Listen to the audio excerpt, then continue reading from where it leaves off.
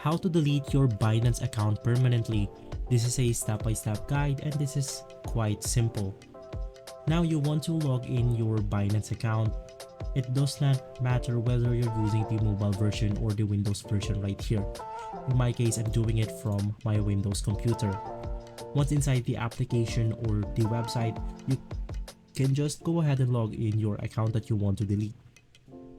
Right after that, you can just go ahead and click on this button, which is the profile icon button.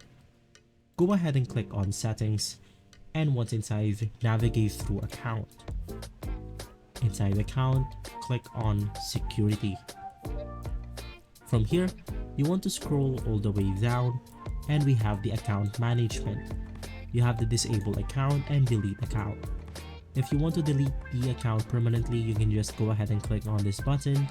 Please note that account deletion is irreversible.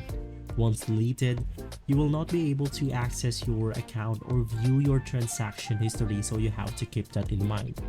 If this video has been helpful for you, please consider by liking and subscribing. I'll make sure to see you again next time. And as always, thank you.